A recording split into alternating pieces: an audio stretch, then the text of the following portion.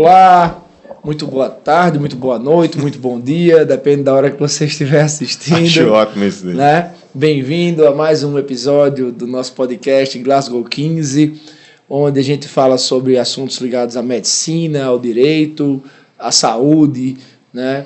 E a gente tenta passar o máximo de orientação possível, tanto para os estudantes de medicina, para os estudantes de direito, para os advogados, para os médicos. E nesse episódio a gente vai tratar de uma notícia que é recente, é urgente, é muito importante, que é a questão da taxatividade do rol da ANS, que foi decidida agora recentemente pelo Superior Tribunal de Justiça por 6 votos a 3. Era um julgamento que vinha sendo há muito tempo debatido, estava em 1 a 1, e a gente estava com vistas coletivas para todos os ministros, mas eles tomaram essa decisão para a tristeza da população. Mas a gente vai passar aqui algumas orientações para você que tem um tratamento, que já judicializou, pretende judicializar, que seja nesse sentido, que não seja coberto pelo rol e mesmo assim quer ter um provimento judicial. Então a gente vai passar aqui algumas orientações sobre isso. Temos aqui Cid, meu amigo, médico, nosso companheiro aqui de podcast. Boa noite, meu amigo. Boa noite, Renato. Boa noite a todos que estão participando de mais um episódio do Glasgow 15. A gente é apoiado por alguns patrocinadores, tipo Tulipa, distribuidora de cervejas especiais. Gabriel, passa aí, Gabriel, os nossos patrocinadores, nossos apoiadores, nossos queridos amigos, apoiadores, parceiros. Isso. Laboratório Alexander Fleming, nosso patrocinador também. Forte Master. Queridíssimo. Gourmet Burger, que também alimenta dá alimento e dá substrato já está aqui esperando para esse episódio desse podcast acontecer. E vamos partir logo para esse assunto que é quente. Que se faz de direito agora, né? Quente, como o Renato está dizendo. E a gente, antes de mais nada, eu queria que o Renato converse e explique a gente um pouco sobre o que é o rol. O que é o rol, de que trata, que a gente sabe que trata de procedimentos médicos, cirúrgicos, né? De acordo com algumas resoluções. E eu queria saber se, de acordo com esse julgamento que é do STJ, se ele é acompanhado pelos tribunais também do Brasil todo, estaduais, ou se tem uma diferenciação, né? E parece Boa pergunta. Não é? Além de mais, o que é ele passando a ser taxativo? O que acontece?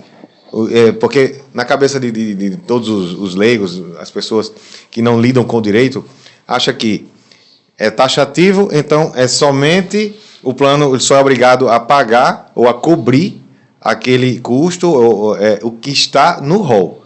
Então eu queria que Renato nos desse a graça e a satisfação de saborear e passar por esse assunto aí para a gente entender melhor esse tipo de coisa. Vamos lá, Renato, com você. Beleza, meu amigo. A gente já falou sobre isso em episódios passados. Eu me lembro que você uma vez estava dizendo que tinha esse posicionamento de que pela taxatividade, e é um posicionamento que, se você for olhar no mundo justo, né, que você é um cara justo, ideal, o mundo justo, ideal, é um posicionamento muito correto, porque o argumento do plano é o quê? Eu tenho um número de vidas, eu recebo um valor X por esse número de vidas, e eu preciso ter uma previsibilidade do que eu vou prover. Exatamente. Né? Então eu me lembro que você chegou a falar sobre isso. Foi. Né, em episódios passados, dizendo que o justo é que o plano tenha essa previsão e que tenha algum critério, algum parâmetro. E o rol, ele serve para isso. Porque senão procedimentos ou tratamentos que ainda não, que sejam off-label, né, que a gente chama, que ainda não sejam, como é que eu digo, não estejam praticamente aprovados 100% em todas aquelas fases, né, fase primeira, fase segunda, fase de teste, fase em humanos e tudo. Então, como as vacinas que a gente falou nisso, acho que foi no episódio falando sobre vacina, né, também. Então, falamos também com o Luiz Roberto. Foi. Então, o que acontece? Se fosse assim, então, a gente sabe que existem tratamentos ainda que estão em fases de experimentação. E por mais que estejam em fase 3, que ainda não é a fase final, se o plano, se o convênio cobrir naquela fase, ele vai estar cobrindo uma coisa que vai ser altamente dispendiosa. É a mesma coisa de tudo que é lançamento é muito mais caro, né? Então, quando se aprova, não. Enquanto não está aprovado, é tudo muito caro. A gente tem exemplo até vamos partir para alguma coisa assim mais que a gente consegue enxergar. O que é proibido está sendo mais caro. Vamos legalizar a droga. Droga hoje é muito caro. Agora, na hora que inventarem de desmarginalizar, desmistificar, descriminalizar, o negócio vai cair. Isso daí, tendo o benefício de tratamentos, aí tudo bem, pode até ser benéfico. Mas enquanto não, tudo se torna muito caro. Vamos lá, Renato. Mas só que existe um problema aí, né? Cigarro não é assim, né? Cigarro, quando você legaliza, você taxa com força, daí se torna muito mais caro e é por isso que ele é contrabandeado. Por isso que é contrabandeado. Né? Então, assim, mas a medicina, como um todo, as novas tecnologias de medicina, elas são mais caras, realmente, né? E Luiz Roberto estava falando aqui de antibióticos caríssimos, né? Sim. Que um tratamento de antibiótico é 20, 30 mil reais, né? Antiocogênicos, né? Medicamentos, eu falei do Larotrectinib, né? Que é um medicamento que mexe na chave genética da pessoa, é de altíssima tecnologia, né? Então, mas aí você falou de off-label, ele não é off-label, ele já é aprovado pela Anvisa, certo, mas ele não está no rol. Por quê? Porque para você aprovar um medicamento, um procedimento, um método cirúrgico, um método de tratamento psicológico, por exemplo, são 18 etapas de burocracia na Agência Nacional de Saúde para você ter essa aprovação. Então, assim, 18 etapas são anos. Isso. Né? Isso. Existe a resolução 470, se não me engano, da ANS, que reduziu de 2 anos para 6 meses o tempo de renovação do rol. Mas essa resolução já tem 1 ano e nada foi aprovado até agora. Exatamente. Isso acompanha a Conitec também, acompanha esse tipo de coisa. De 2 anos para 6 meses. O último rol é a resolução 465. 465. O penúltimo é a 428, se não me engano. Ou era 428. E o 428 para o 465 demorou mais de 3 anos para ser atualizado. E a medicina se atualiza muito rápido, né? Até você lançar um medicamento novo e ele ser aprovado no mercado brasileiro é muito rápido, porque você já teve essa aprovação em outros países, os estudos já foram feitos. Esse Larotrectinib já é aprovado pela FDA há muito tempo, acho que desde 2014, se não me engano. E agora que está chegando aqui, já com todos os estudos, com tudo organizado, e não está no rol. Né? Antes da gente começar, você estava me perguntando, tudo que for gravíssimo, o juiz vai conceder. Calma, nem todo tratamento que é gravíssimo, o juiz concede, que não é gravíssimo, o juiz concede porque não está no rol. É porque a gente estava falando assim, se não está no rol, mas se há uma necessidade, por exemplo, de o paciente, a pessoa, realizar aquele exame ou aquele tratamento, o juiz, com uma antecipação de tutela, né, uma tutela antecipada, uma liminar, ele consegue não colocar no rol, mas que convencer que o convênio, que o plano obrigue, né? Na verdade, não é convencer, é obrigar ele a cobrir para beneficiar aquele paciente. Não é isso?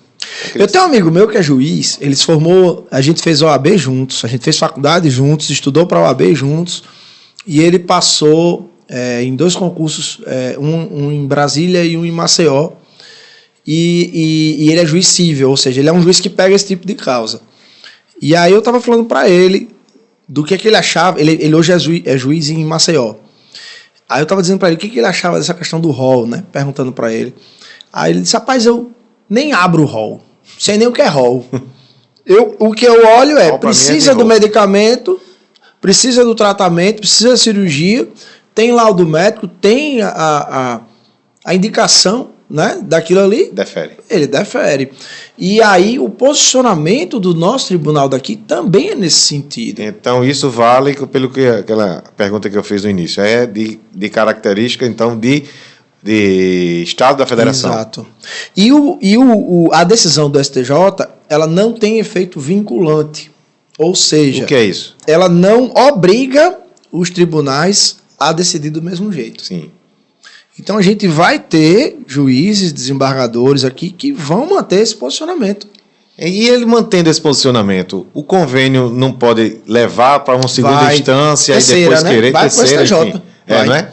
Então vai acontecer isso. Vai. Mas de qualquer forma, o convênio não negar, ele vai negar ou ele vai conceder e vai recorrer depois? Como é isso? A gente já quer saber isso para esclarecer para o nosso ouvinte, telespectador.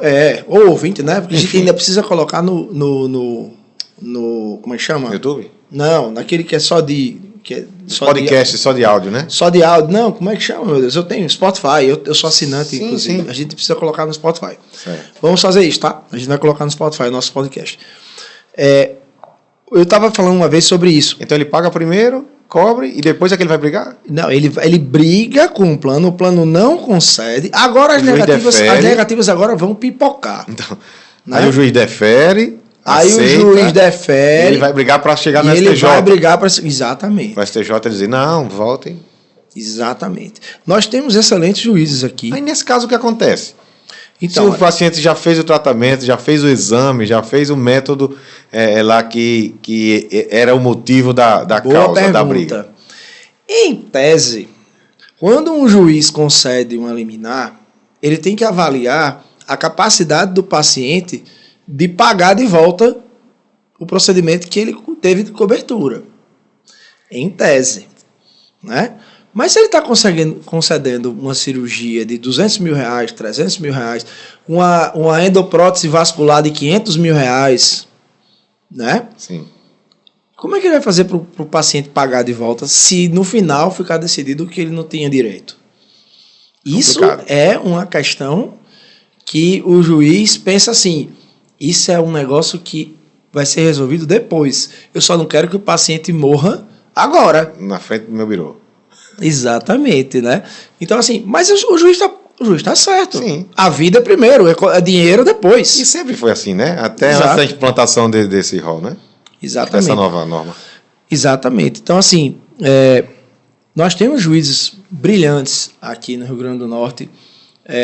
Temos um juiz que muito provavelmente vai ser desembargador, o doutor Ricardo Tinoco, o juiz titular da 6ª Vara Civil, que hoje substitui o desembargador Dilermando, lá na primeira Câmara. Ele disse, não faz 3 semanas, ele disse numa sessão de julgamento, antes desse julgamento do STJ, ele disse, o meu posicionamento é de que o rol é exemplificativo e não taxativo.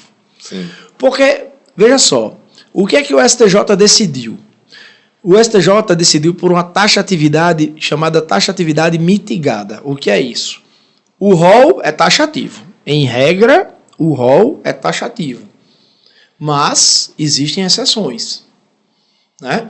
Por exemplo, ficou comprovado que o paciente já usou um medicamento, um tratamento, uma cirurgia e não funcionou? E está no rol esse tratamento? Já tentou e não funcionou?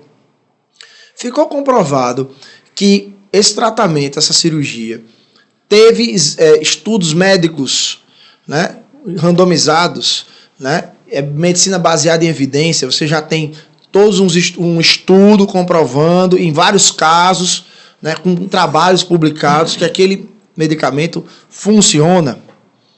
Ficou comprovado que a ANS não rejeitou a aprovação desse medicamento no rol, aquelas 18 etapas que eu falei, né? Então, assim, é comprovado que aquilo ali vai ser urgente e necessário para aquele paciente. Então, se você tem... É comprovado, é outro requisito, né?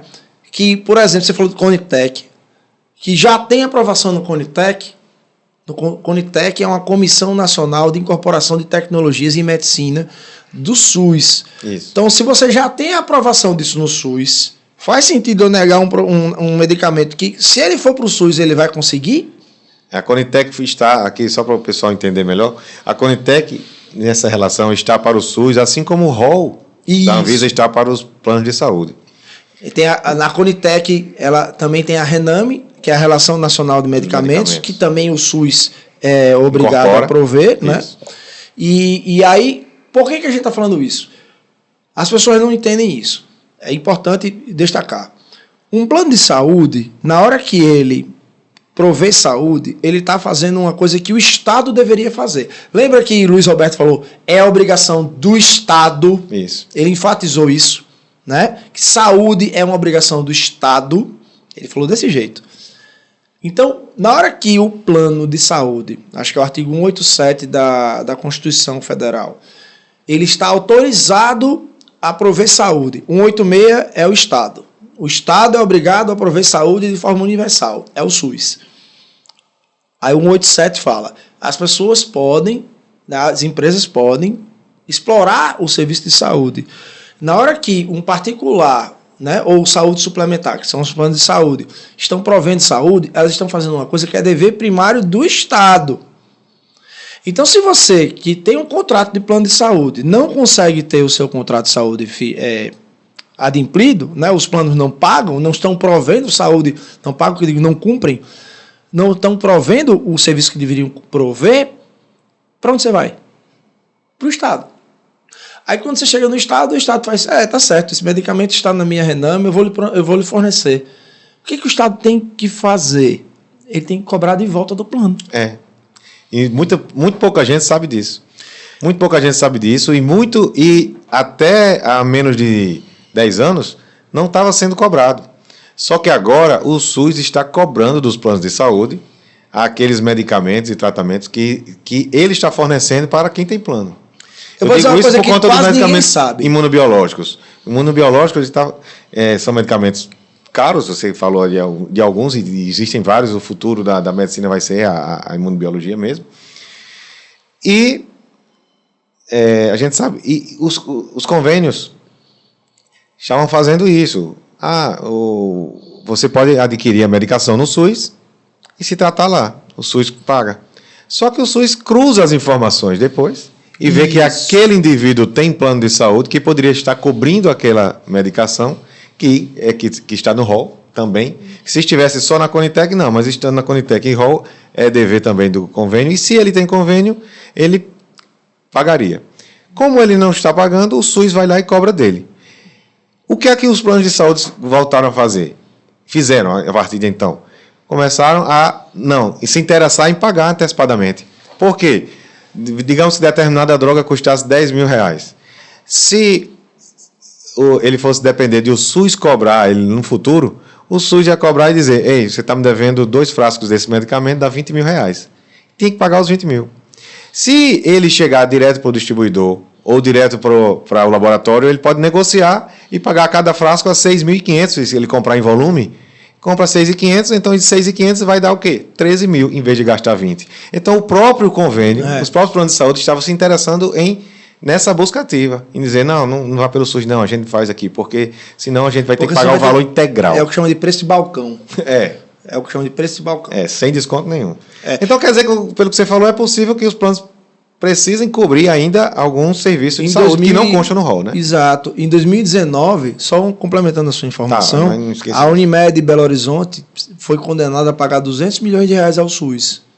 De uma ação que o SUS entrou contra a Unimed de Belo Horizonte e eles pagaram R$200 milhões. Foram condenados a pagar R$200 milhões. Isso é só do que eles conseguiram cruzar de informação, como você falou.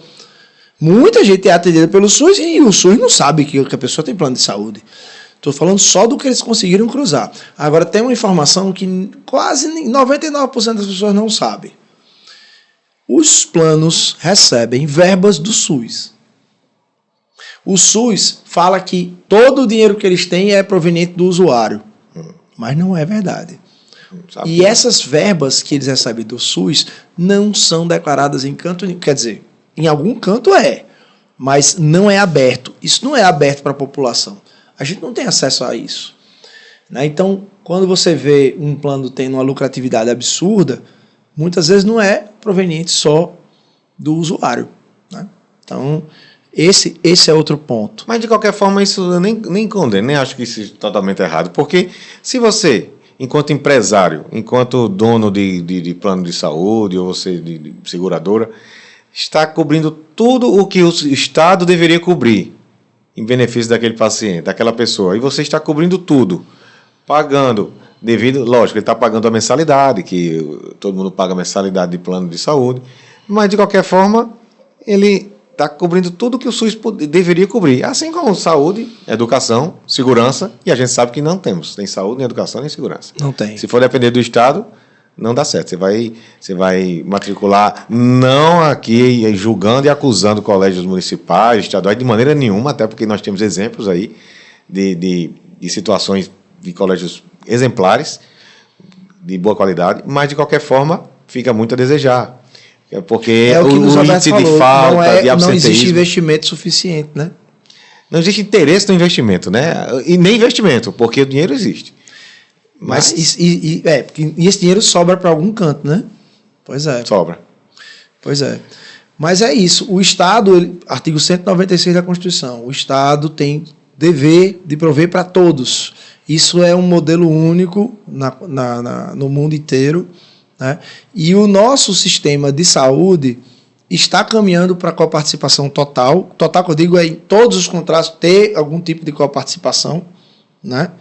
E aí é uma coisa que eu não sei se eu já falei em episódios anteriores, a pessoa que for adquirir um plano de saúde precisa prestar atenção nisso. Porque a coparticipação, ela começou como uma coisa educativa. Era assim, para frear os abusos, né?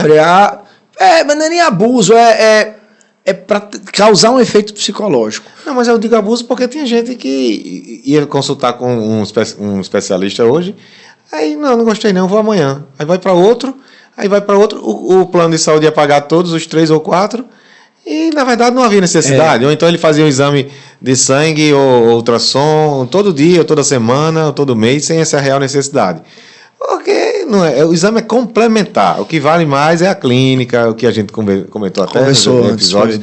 O exame é complementar. O que deveria ser soberano é a clínica, o exame físico, o que a gente está perdendo com essa medicina de hoje que está sendo cada vez mais vilipendiada. Vamos ver, né? No que vai ser. Vamos ver. Mas assim, a coparticipação ela começou como uma coisa psicológica. R$100 você pagava R$5. Hoje os planos já estão cobrando 30%. Já tem plano que, sem querer querendo, está trazendo coparticipação de 100% no seu serviço. Então, 100%? 100%. Eu tenho um amigo meu que mostrou para mim o extrato de uso do plano dele e veio 100% de coparticipação. Lógico que está errado. Ah, sim. Mas, se você não prestar atenção e não reclamar, né, você paga as contas. Você paga, né? Então, essa coparticipação é um mecanismo que eu vejo que veio para ficar. E os planos vão cada vez mais se utilizar disso. Prestar atenção na qualificação dos planos perante a ANS. Entra no site da ANS, coloca lá o plano de saúde, o contrato que estão lhe vendendo, como é a repercussão disso, né? Isso ajuda bastante. Se o seu plano de saúde está muito caro, isso é outra coisa também, você tem direito, se você já tiver mais de 2 anos de contrato, a fazer a portabilidade de carência. O que é isso? Você muda de plano para um plano mais barato e, sendo um plano do mesmo tipo, empresarial para plano empresarial, você consegue não pagar a carência, não ter carência para o plano que você contratou. Então você não vai ficar 180 dias para ter a primeira consulta, 300 dias para ter o primeiro parto, né? Para ter parto. Então, esse tipo de portabilidade muitas vezes gera uma economia muito grande, né? O que eu acho hoje, o grande problema hoje dos planos de saúde com relação à precificação é faixa etária. Eu acho que a faixa etária é muito injusta, a forma como é feita, né? E termina sendo uma coisa assim, que vai ficando absurdamente caro de acordo com a idade. Absurdamente caro.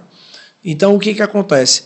Um pai de família que tem uma esposa e 2 filhos, ele tem um filho que tem asma, que vive indo para pronto-socorro porque tem asma, e o outro filho é normal, não tem nada. Para quem ele vai fazer o plano de saúde? Porque tem asma. Então, ele vai fazer plano porque é normal? Não vai. Não vai. Né? Eu estou falando aí já da questão de estratificação. Se ele vai ter que segmentar, se ele vai ter que segmentar. Escolher, ele vai exatamente. Ter que escolher. Ele que precisa, ele vai deixar de ter plano? Ele precisa. Não. Então a gente criou uma cultura só fazer plano quem precisa. E aí o plano termina tendo mais gasto do que entrada, muitas vezes. Isso. Né? E o plano da empresa, né? E toda empresa quer o quê? Lucro. O ministro Mandetta, quando ele ainda era ministro, ele estava falando sobre isso no podcast. Sim. Ele estava falando que os planos precisam encontrar maneiras novas de precificar os seus valores para os usuários de forma que seja mais abrangente. E a gente vive num país que ter plano de saúde é uma coisa tão essencial que já está ali entre os primeiros do ranking. Está entre casa própria, fazer faculdade, plano de saúde. Ou então, nessa tríade. Sim. Né? Então, ou é primeiro, depende da família. Né? Tem família que entende que plano de saúde é primeiro lugar. Só que o que a gente está vendo agora são os planos se verticalizando, o serviço, a qualidade do serviço caindo, né? Você tem notícia todo dia, blog está sendo maravilhoso porque a gente está tendo acesso a notícias assim, constantemente, de pessoas indo para o hospital e ficando horas e horas e horas e horas e horas numa fila. O Luiz Alberto estava falando aqui que ele estava ali como gestor, mas ele não é o causador daquilo, né? Isso. Então, uma pessoa ficar 4 horas para ser atendida, 5 horas, numa urgência, todo mundo chorando, gritando, né? Assim, criança gritando, chorando, não é humano isso. Né? E o que está acontecendo é essa restrição. E aí, a gente vai ver uma mudança de cenário. Essa questão do rol, todo mundo chega para mim e faz, então eu não vou ter mais direito, né? Não, o plano sempre negou. O plano sempre negou. O que você precisa fazer agora, quando a gente faltou finalizar isso. E o que fazer? Né? Eu quero que você finalize e eu quero que você se detém em 4 pontos que são fundamentais no rol. Lembra que tem 4 pontos que você quer... Sim, é exatamente, eu falei no começo. É exatamente isso. Se você for pedir algum tratamento para o plano que você acha que o plano vai negar, porque não está no rol, saiba que a judicialização, mais de 80%, 90% da judicialização, a defesa do plano é sempre essa. Não está no rol, não precisa cobrir. Sempre houve isso, né? Exatamente. Então, se você precisa disso, primeiro conselho que eu dou, faça uma consultoria com alguém que entende do assunto. O que aconteceu até agora? Como era até agora? A pessoa pegava um advogado iniciante, um advogado que é parente, e diz assim, ei, eu preciso de uma cirurgia. O advogado fazia uma petição genérica, utilizando artigos genéricos do Código Civil, entendeu? Não entendia nada de resolução da ANS, de rol, de nada. Fazia assim, meu cliente está precisando de um transplante valvar, uma TAV, custa 200 mil. O plano negou. O juiz faz, pois não, vou conceder, senão ele vai morrer. Sempre é assim. As petições podem ser o mais simples possível. Contanto que na petição, podia, né? Contanto que na petição dissesse assim, o que eu quero, né? O plano negou, conceda, senão ele vai morrer. Pronto. E o juiz fazia, pois não. Às vezes o juiz trazia o fundamento. Ele jogava mais com o emocional do que com a técnica. Era isso. O juiz, existe um brocardo romano, que é narra-me factum dabo tibi juiz, né? Me dê os fatos que eu lhe darei o direito. Né? Então o juiz, ele também tem esse papel de trazer o fundamento jurídico. Mas é a obrigação da parte autora fundamentar o pedido. Se eu estou pedindo, eu tenho que dizer por que eu tenho direito. Para tudo na sua vida jurídica, você tem que fazer isso. Mas sempre foi assim. Os juízes sempre concederam com base no pedido. Mas aí, agora a gente tem uma jurisprudência muito forte, que é essa decisão da STJ, que se pega um desembargador, não vou dizer quem aqui no tribunal, mas eu já sei de uns 3 ou 4 que vão seguir esse posicionamento, né, dos 12, uns 3 ou 4 vão seguir o posicionamento do STJ de negar porque não está no rol. Se você pega um desembargador que nega e ele se baseia pela decisão do STJ, você perdeu. Perdeu. E você vai recorrer, o tribunal vai dizer, eu estou seguindo o posicionamento do STJ. Isso. Perdeu. O inverso é verdadeiro, né? Porque se o plano perder, ele recorre e lá em cima ele vai chegar no STJ, que é a favor dele. Que é a favor dele. Agora, se acontecer de ser contra o cliente, o paciente, aí não tem a quem recorrer mais, né? Exatamente. Então, assim, você precisa ter uma fundamentação, né? Bem direcionado. Um guia jurídico, né? Alguém que tenha esse conhecimento jurídico de como pedir. Então, é como a gente estava dizendo. Primeira coisa, né? Em regra, o rol, os 4 pontos. Em regra, o rol é taxativo. Esse é o posicionamento do STJ. E taxativo significa obedecer só o que está no rol. Para que se cumpra só o rol da ANS. Exatamente. A operadora não é obrigada a arcar com tratamento não constante no rol para a cura do paciente, né? Se você tem outro procedimento que é eficaz no rol, esse é o posicionamento do STJ. O juiz daqui vai decidir assim? Não é obrigado. Mas o STJ está dizendo, não, se você tem um medicamento que já está no rol, primeiro tente o medicamento que já está no rol. É possível a contratação de cobertura ampliada ou a negociação de um aditivo contratual para a cobertura do rol extra-rol. Eu chamo isso de mundo fantástico de Bob. Né? Procedimento extra-rol. Quem é que vai chegar para uma operadora de saúde e vai dizer, operadora, meu contrato é esse, mas eu tenho um problema no coração que pode ser que eu precise de uma cirurgia de R$500 mil. Deixa eu pagar R$200 a mais no meu plano para ter essa cobertura? Qual é a operadora que vai dizer, vamos lá, qualquer coisa eu lhe pago R$500 mil? Não vai, não tem. Mesmo que seja imprevisível, mesmo que você não tenha constatação disso, a operadora não vai abrir mão de, por acaso, né, você precisar de uma cobertura. E quem é que vai precisar? Quem é que vai querer contratar uma cobertura adicional se não for já pelo medo de precisar? E isso cai naquela lacuna de que doença pré-existente, ainda existe isso? Existe. É uma diferenciação. Vamos 6 lá. meses, Uma coisa é carência. Isso. Carência é quando você contrata um plano e o plano diz, olha, por 6 meses você não vai ter tais serviços. Por 300 dias você não vai ter parto. Doença pré-existente é quando você avisa para o plano que você já tem hipertensão. Ou avisa ou no exame que o médico faz antes, né? Que os planos não fazem. Não estão fazendo mais. Os planos não fazem esse exame para não fugir, para a clientela não afugentar a clientela. E eles terminam se apoiando nisso depois para dizer que você não avisou. Mas era obrigação dele fazer o exame. Era obrigação do plano fazer o exame. Bastava um exame para constatar um monte de coisa. Sim. Né? E aí eles não fazem. Isso acontecia antes. Se você contrata um plano e você tem, por exemplo, obesidade mórbida, que é o IMC acima de 40, né? Que é a grau 3. Quem tem obesidade grau 3 necessariamente tem hipertensão, tem diabetes. Necessariamente que eu diga muito provavelmente. Uma resistência à insulina, dislipidemia, uma coisa desse tipo. Dislipidemia, resistência à insulina. A tais distúrbios, né? Exatamente. Problema de pele, muitas vezes, né? Então, assim, quem tem obesidade grau 3 tem problema ortopédico, né? Isso. É muito comum. Aí a pessoa não coloca lá o peso, coloca um peso mais baixo para disfarçar, né? E aí são 2 situações. Você falou de doença pré-existente. São 2 situações.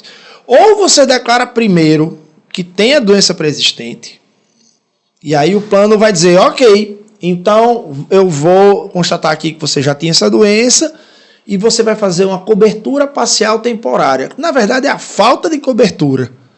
Eu não vou ter direito a fazer uma bariátrica por causa da minha pré-existência de obesidade. Mas isso permanentemente ou durante o tempo? Durante até 2 anos. Pronto. Então ela estipula uma carência. É uma espécie de carência. Então a doença pré-existente ele já vai determinar uma carência para aquele fato. É uma espécie de carência. Isso é o ideal. Você agora, o que é que acontece? Isso aí a Humana, eu vou falar nome mesmo, a Humana bota quente. O que é que a Humana está fazendo? A Humana está com, acho que, quase 70 mil vidas, né, em menos de 2 anos. A Unimed tem 203 em 42 anos. A Humana tem menos de 2 anos e já vai com quase 70 mil vidas. Mas também é porque também saíram umas pessoas da Unimed que... saiu da Mil, né? O pessoal saiu da Mil.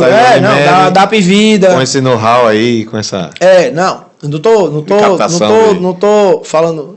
Nem bem nem mal. Nem bem nem mal sobre isso. A realidade aqui a gente só trata dos fatos reais. A Humana, de uma hora para outra, tá com um paciente que só. A Humana pegou muita gente que fez ou portabilidade ou que contratou do nada, né? Ou que simplesmente contratou um plano novo com a Humana. Naive. Só que o que eu já vi a Humana fazendo 2 vezes. A Humana não faz o exame, você contrata, e quando você vai pedir uma cirurgia, ela manda uma notificação extrajudicial dizendo que você assine a cobertura parcial temporária, assuma que tinha doença pré-existente, senão ela vai lhe expulsar do plano. Ela não vai lhe dar a cobertura e que você assuma. Olha só. Isso pode, Arnaldo? Não pode. Né? Ela tá fazendo uma coisa chamada bravata, porque ela não vai lhe expulsar do plano por causa disso. Né?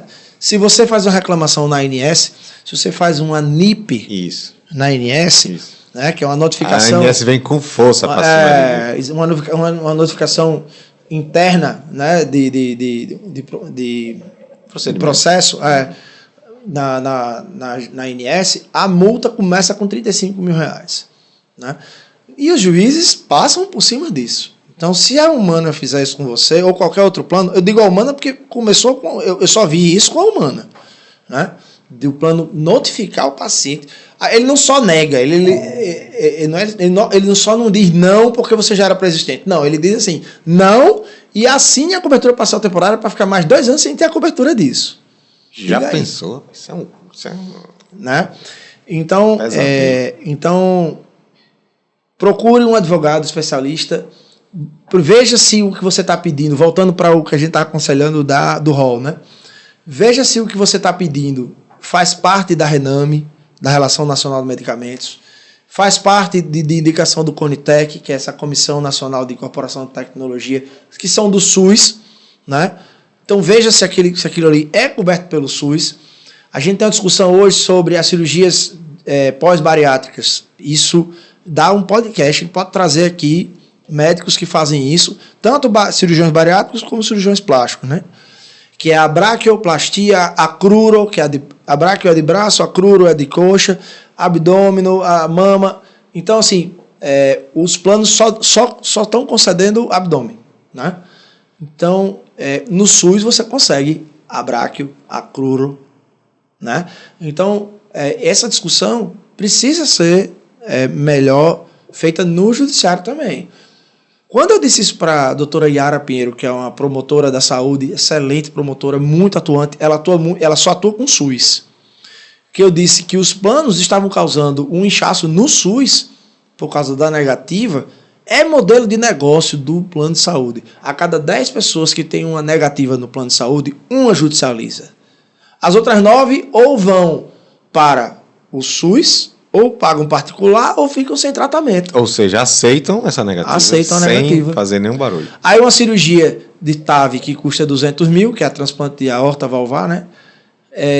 Valvar de aorta, custa 200 mil. Aí uma judicializa. O plano paga os 200 mil e 5 mil de dano moral. Nada. Aí as outras 9 ficam sem. Ele economizou 1.800.000.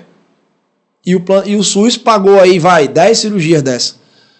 Pagou 1 milhão nessa conta aí. Então, mas isso aí está naquele dilema de o SUS voltar para o plano para cobrar? Isso daí vai voltar? Tem que ter. Vai voltar, tem que ter. Outra coisa, os magistrados... Tem convênio aqui em Natal que é campeão em não pagar nada para o SUS. O SUS vai cobrar. Eu vi essa tabela de repasse dos convênios para o SUS. Eu vi, tem convênios aqui que estão bem organizadinhos, com índice de inadimplência, digamos assim, muito próximo de 0, entre 0 e 10, e tem uns que é 100%. Tem planos aqui que dão um trabalho monstruoso, tanto a médicos como a conselheiros do Conselho de Medicina, como também devem ser motivo de trabalho para você também, que para você é um lado positivo porque é o seu ganha-pão, mas é um pesadelo para o paciente.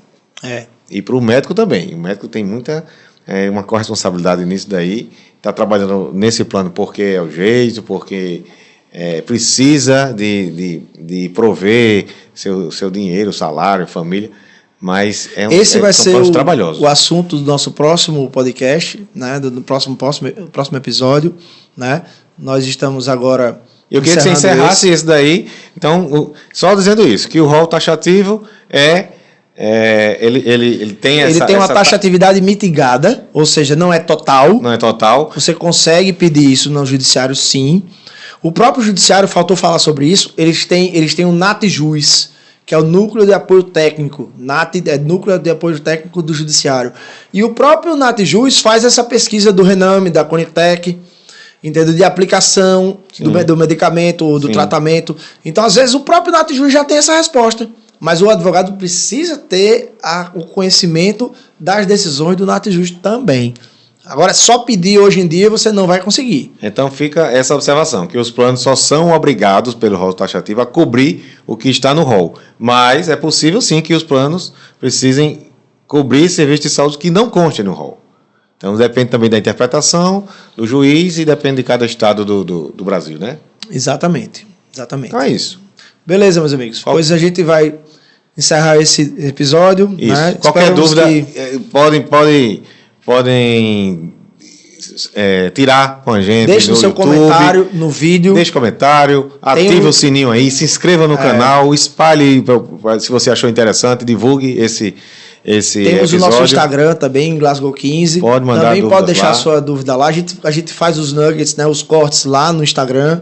Então você também pode seguir e fazer o seu comentário tanto no privado como na própria postagem. Isso, que a gente comenta e a gente tira essas apoiadores dúvidas. Que queiram apoiar o nosso canal, o nosso podcast, estão livres para fazer isso também. Entre em contato com a gente no privado do Instagram, né, para ter esse contato. Isso. Ok? Beleza. Forte abraço. Valeu. Até o próximo episódio. Um abraço, até o próximo.